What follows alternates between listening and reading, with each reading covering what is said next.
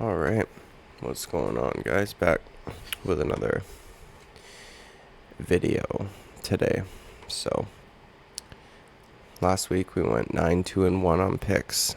We're going to try and get similar results this time. Obviously, it was over 80%.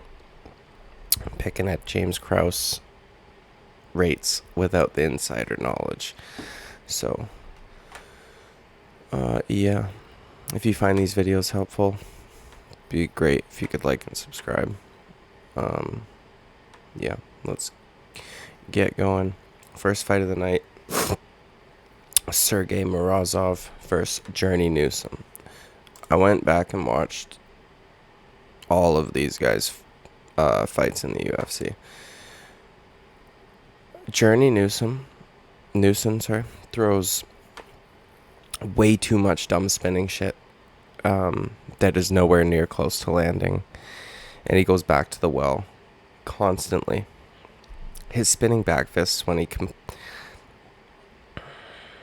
comes like full circle, I guess his fist isn't even where like the target is supposed to be. He's always down lower at about shoulder height, and he finishes like the extension of his punch before he's actually done a full circle. So he's not, I haven't seen a single one of his spinning back fists land.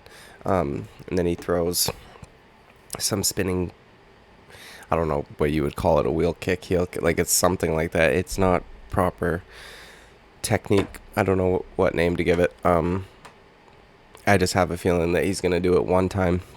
This dude's going to fucking grab his leg, take him down and maul him. And that's going to be a wrap. He also, Journey, that is, has a tendency to get hit. Like, get rocked. So, I have a feeling, yeah, I think Sergey Morozov is going to get this one done. We'll move on. David Dvorak versus Manel Kopp. Now,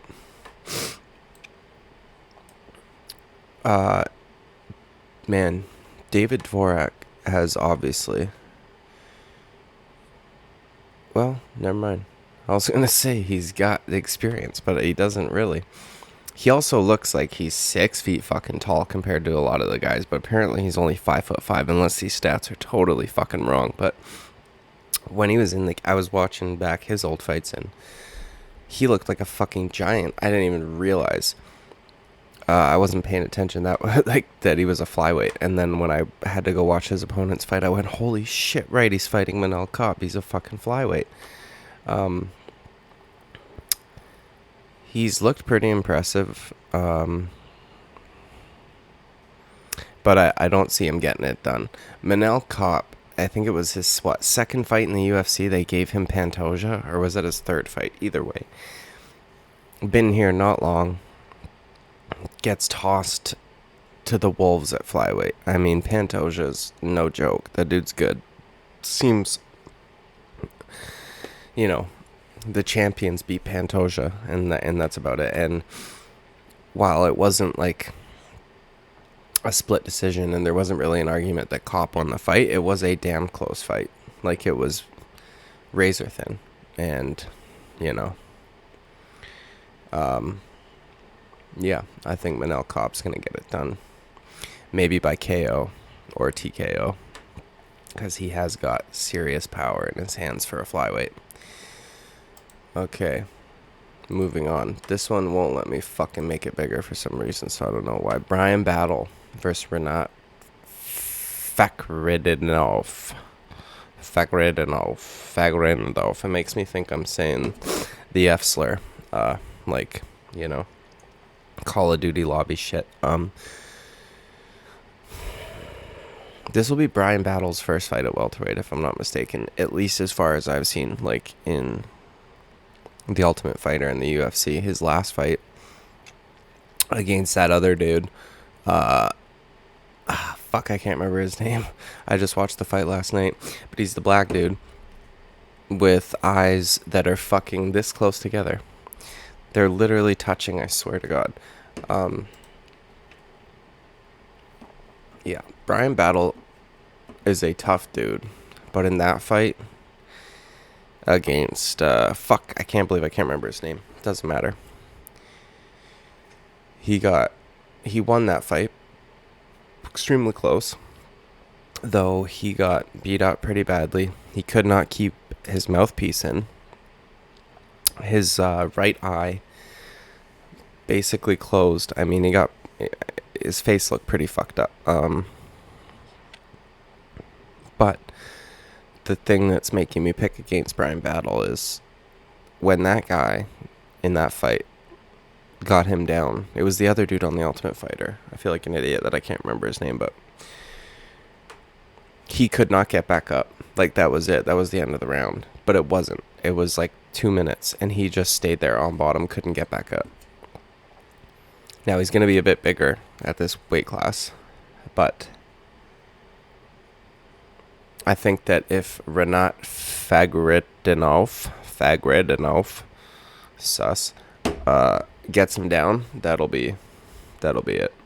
Like, and I don't see him not getting him down. Brian Battle throws a lot of kicks that he does not set up. Now, the good thing about that is there's things that he could do. So, firstly, he throws a lot of front kicks up the middle to the body, which is fine. He could work those in maybe every other, like, he's got yeah. You're going to want to switch those up to knees, maybe. Keep your legs a bit closer to you. If you throw a front kick to this dude's body, I mean, he's catching it and taking you down most likely, but there's things that he can do to adjust to a style of a grappler, which I'm sure he will, but as far as I'm concerned, when, against that guy, the other dude from The Ultimate Fighter, that guy's not like a fucking elite grappler. And he wasn't able to get back up, so I don't see him being able to get back up against this Russian savage. Okay, moving on. I'm actually gonna go with the Asian dude here. With the Chinese guy. Mahashati. I don't know how you say his fucking name. That's how I'm saying it. I'm gonna go with the fucking underdog, my guy. Rafa Garcia's a dog, but this kid's pretty fucking good. He gets a little bit excited. And he gets stung himself, but he's tough. And then once he gets stung, it's almost like, okay, right, I can't be a fucking idiot. And then he goes forward, doing quite well. He's the underdog, obviously. I mean, the experience is a big difference here. But so is this. And I know that height doesn't fucking win you fights. And apparently, somehow, their arm reach, I guess it's probably the broadness of Rafa Garcia's shoulders, but that's a big difference, man. And then the leg reach as well. So if he can stay on the outside, he's got crisp boxing. Yeah, I'm going to go with Mahashati. Rafa Garcia is just a little too slow. Okay, this is going to be a fucking good fight. God damn, dude. This is a sleeper card, if there ever was one. Oh, my God. I'm going to be a little biased here. I'm going to pick Said Nurmagomedov. Reason being, I love watching strikers. And I think he's just too quick, too clean on the feet for this guy to deal with. And I think that he also has phenomenal takedown defense. And not just takedown defense, but submission offense on the ground, whether or not he's the one trying to be taken down. I mean, who is it that he got in the guillotine? I just watched it last night. I can't remember though, but guy tried to shoot on him. Didn't happen. It was after he hurt him to the body and shit. Like, this dude's striking is goddamn crisp. It's cool that they're all about the same size and in every aspect, and it's gonna be a good fight. But I'm gonna go with this Said, not that Said. I'm gonna go with Nurmagomedov in this one. Kakramanov is phenomenal, and these have to be the closest odds that Said's ever fought against, like minus 120. I bet you in his last fight he was probably like minus 500. Okay, Julian Marquez versus fucking Deron Win, dude. Julian Marquez all day. I can't stand this dude, man. I don't know why. He's just, you know, Daniel Cormier is the only one that can get away with fucking being who he is. 5'9" in the heavyweight division, but could probably be a fucking welterweight if he really tried, right? Deron Win is 5'6". He has no excuse. Motherfucker, you are not a middleweight. You should not be at middleweight. I get that he's got a big frame and fucking he's a dense boy and whatever, right? 5'6". Come on. This guy could literally be a fucking featherweight. This is insane. Stop being such a fat fuck. I don't see him getting it done. He might be able to fucking take this dude down and just ride him out or some shit, but fuck, man. I feel like he doesn't take things seriously enough. And this guy wants to fuck Miley Cyrus, so he's gonna try his absolute hardest to fuck this dude up. This guy looks like a fucking... I don't know, man. I don't know. Okay. This one, Jake Matthews versus Matthew Semmelsberger, was a bit of a toss-up for me. Because initially, when I looked at the fight, I went, oh, fuck, for sure, Jake Matthews. Then I started watching back fights. Matthew Semmelsberger and Jake Matthews have some of the same flaws in their striking. Jake Matthews has a tendency to... His hands are low. I think it was his last fight. Fuck, I can't remember who it was. He ended up finishing the guy. But he did get hurt. And it was because he got excited when he hurt that dude. He got dropped at the end of the round. Fiallo. That's who he fought. Andre Fiallo. Yeah, Jake Matthews pulling some Paddy Pimblett shit. Chin's not quite as high, but his hands are down. When he's throwing counter shots, he gets them up eventually. But it is not just like Charles Oliveira. Like when Charles Oliveira throws a left hook, his hand's here.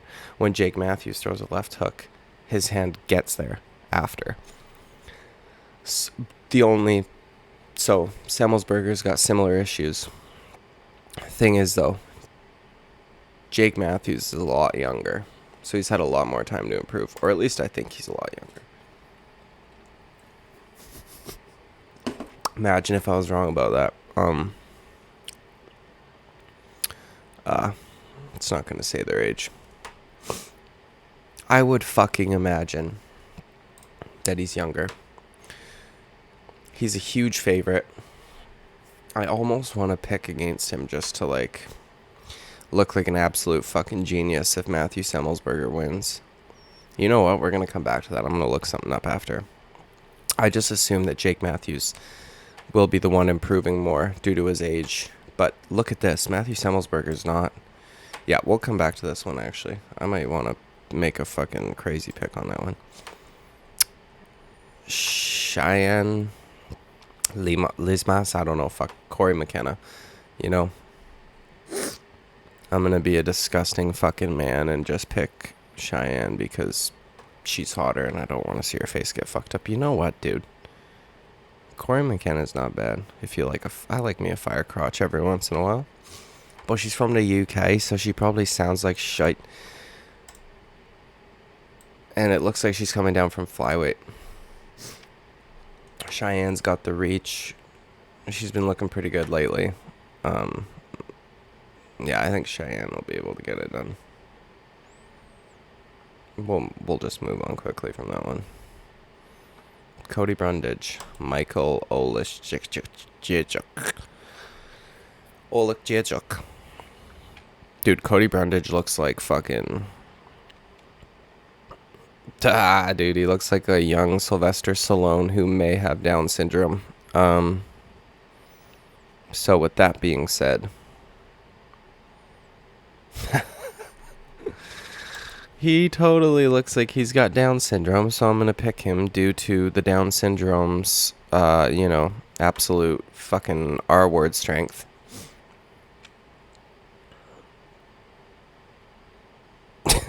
I almost want to pick Michael, but man, I cannot pick against fucking retard strength, so we're going to go with that. Drew Dober and Bobby Green. Man, if you'd look at these two dudes, right? Like, Bobby Green's the one that I view as being around forever. Like, the older gentleman. Look at the records of these two guys. You'd think, like, what the fuck? How old is Drew Dober, dude? He's getting a Nate Diaz type record. I thought he was like a young up and comer. Connor, dude. Yeah, young up and comer is what I thought he was. Good. I know he trains with Justin Gaethje, or at least he did, but I don't know. It's strange. I for sure thought that. Yeah, well, you know. Why don't they have... they don't have odds on so many of these fucking fights, dude. I want to know if I'm picking underdog or if I'm picking favorite, but... I'm going to go with Bobby Green here. I think Bobby Green is going to be able to get it done. He's had some impressive performances, couple in a row right before that Islam fight, and him taking the Islam fight is just like fucking whatever, just an extra 100 fucking K or whatever. I mean, nobody expected him to win that fight. I didn't even give a shit. Like, it is what it is, you know. But on this is going to be a fun striking affair unless Drew Dober gets hurt. He might try to take it to the ground. I mean, Drew Dober is a scrappy fella, but I think Bobby Green's just going to piece him up with his boxing. Alex Caceres and Julian Erosa. I like how Luke Thomas is the only one that says his name differently because his wife fucking told him that that's how it's supposed to be pronounced. How about you ask the guy, dude? Because they provide a pronunciation of their names. Like, it's on a fucking sound thing. Like, John Anik plays them. Right? They do on his podcast, they do pronunciation of the week or whatever, but they do it so that the commentators and, like, you know, they know how to refer to him properly. If John Anik isn't calling him Alex Caceres, his name's not Alex Caceres, right? Okay, Luke Thomas? Don't listen to your fucking wife. His name's Alex Caceres, because that's all I've ever fucking heard John Anik say ever. And John Anik is the absolute GOAT when it comes to pronunciations. So just because your wife's fucking, I don't know, Latino or whatever the fuck she is, doesn't mean she knows how to say that guy's last name, because I haven't heard a single other person call him Caceres. Caceres, like, what the fuck, dude?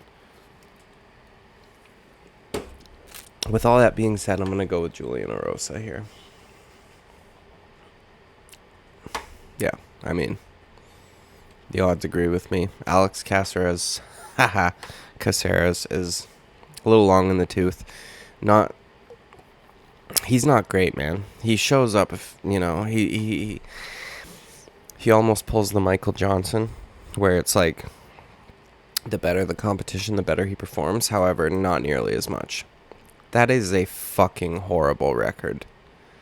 I'm not sure how this man's in the UFC still, but, well, I mean, yeah. All right, moving on. Amir Albazi versus Alessandro Costa. Not sure how there's two number 8s here, but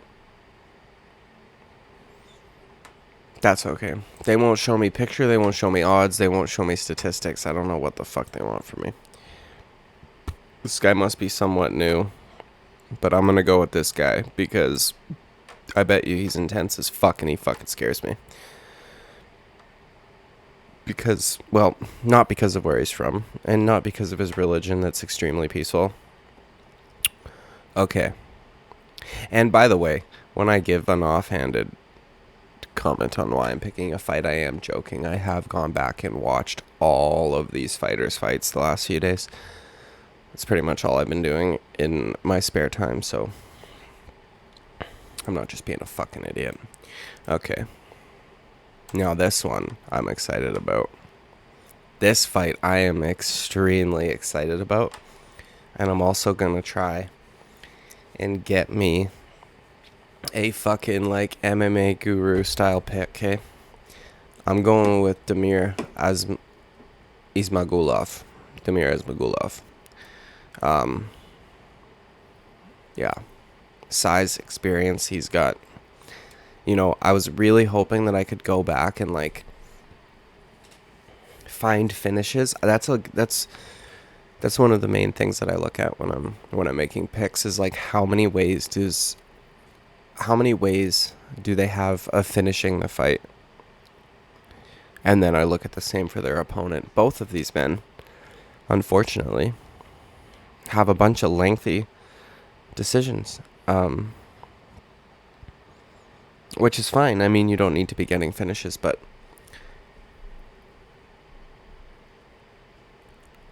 I think Arman Tsarukyan's got a bit of a, I wouldn't say problem, but I think he needs to work on his cardio a bit. In his fight with Gamrot, obviously this fight is not going to be 5 rounds, but in his fight with Gamrot, it appeared that he kind of ran out of energy. Gamrot, I think, from what I can remember, won those last 2 rounds pretty handedly. Yeah, I don't know, man. They both have, I mean, similar-ish styles because they both like. Let's take a look at their grappling statistics. So Arman Tsarukyan shoots for more takedowns, slightly higher takedown accuracy. See, the takedown defense, though, that's a big difference. They don't get subs, right? So if Arman Tsarukyan does get him down, first of all, it's going to be extremely fucking hard to hold him down, and he's not going to goddamn sub him because this is not what he does. This is where I think the difference will be, though, the striking. Wow, he lands more and absorbs more, but his defense is slightly better. Look at this. These all must come from fights before the UFC. Because I watched, I think, all 4 or 5 of Arman Tsarukyan's in the UFC. I don't think I found a fucking finish, but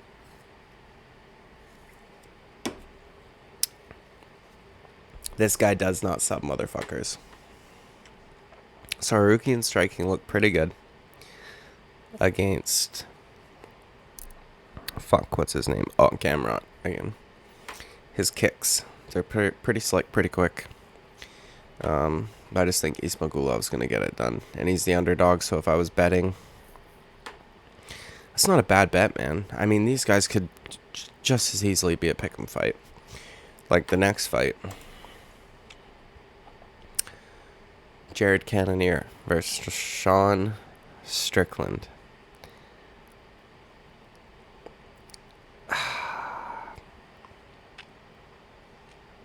This one's tricky for me. I can see it going one of 2 ways. I can see Jared Cannonier. Well, not one of 2 ways, sorry. There's a few ways I could see it go. I could see Jared Cannonier getting the KO. No, yeah, one of 2 ways. I see Cannonier getting the KO, or I see Sean Strickland piecing his fucking face off for 5 rounds like he did against Uriah Hall. I mean, we have to remember that Alex Pereira is going to do that to almost any person on the planet that is content to strike with him. I thought Sean Strickland would have at least tried a takedown in that fight. But I guess he figured because it's fucking MMA and not kickboxing that he would be totally fine. Yeah, stupid. But with that being said, though, like, who else is going to do that to Sean Strickland? You know what I mean? Jared Cannonier might have the power to do that to Sean Strickland if he lands cleanly. I don't know if he's going to be able to land cleanly, though. He's a fucking wild man. You know what? Fuck. This is a tricky pick, dude, because, I mean, Cannonier eventually does land cleanly. He landed cleanly on Whitaker, he landed cleanly on Adesanya, like maybe once or twice, because that fight was fucking terrible. But Robert Whitaker, in the third round, got rocked. And I mean, it took 3 rounds to get there, but it was a 5-round fight. And one thing that we need to keep in mind is,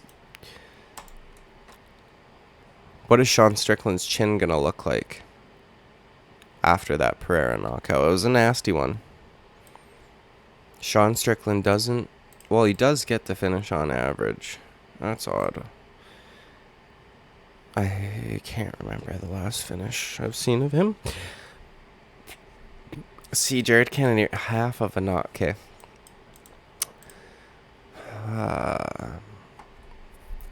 Yeah, I mean, Sean Strickland has more ways to win. Like, that's what I was kind of getting at. Why it can go one of 2 ways, is Cannonier gets the KO or Sean Strickland wins. Because, dude, Cannonier's not like a fucking decision guy. Like, Derek Brunson kind of like gassed out, started shoot bad shots, and you know,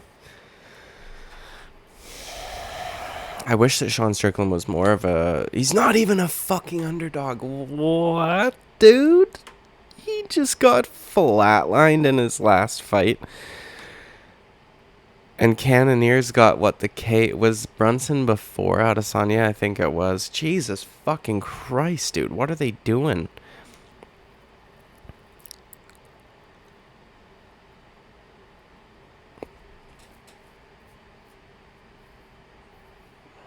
I'm going to go with Sean Strickland. I'm going with Sean Strickland. I think he's going to box his face off. Sean Strickland's good at playing range if he fucking needs to. He's also tough as nails. And Jared Cannonier is not Alex Pereira. And I don't think he's going to be able to land enough shots on the feet to KO him. I mean, maybe he'll shoot at one point, but I don't know. I just think Sean Strickland has more ways to win this fight. Jared Cannonier, despite only having 21 fights, is a little long in the tooth, I think. He's, yeah, man, he's just not that good. I mean, he's good, obviously. But he, in terms of, like, the upper echelon of the middleweights, the only reason he's really there is because of his power. But when you fight a guy like Robert Whitaker, who isn't going to let you just fucking hit him, and I mean, Robert Whitaker beat the living fuck out of him, except for that one shot in the third round that hurt Whitaker, but, you know, broke his arm, and you'd think a man this big ain't that fragile. And I'm trolling a little bit, but, like, fuck, man. You know what? Fuck that. I'm changing. This is amazing. I'm doubting myself as I'm talking shit about Jared Cannonier. I'm going to pick Jared Cannonier. The reason is I just realized something when I was thinking about Robert Whitaker. The lack of a kicking game from Sean Strickland is going to be the difference here. He's going to have to get in close. Jared Cannonier's got the longer reach, and he throws fucking bombs. I reserve the right to change my pick. We're going to quickly go back to the Jake Matthews and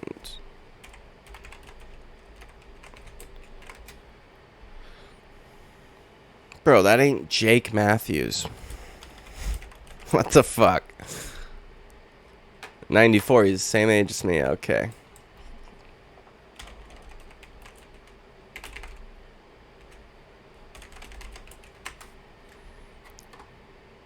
$30. God damn, dude. That makes it even harder for me to fucking pick. Jake Matthews has some shit that fucking... When I see it, I'm like, you can't do that against dude that... You know what? Fuck it. I'm going to pick Jake Matthews. I'm going to pick Jake Matthews. And I reserve my right to change that one, too. And we will meet back here on Sunday. I might stream the fights on Saturday, actually. Been thinking about trying that. Yeah, that's it. That's all my picks. Hopefully we do as well as we did last Saturday. If you thought this video was insightful, helpful in any way, or you just liked it, like and subscribe, please, and thank you, motherfuckers. Ta-ta.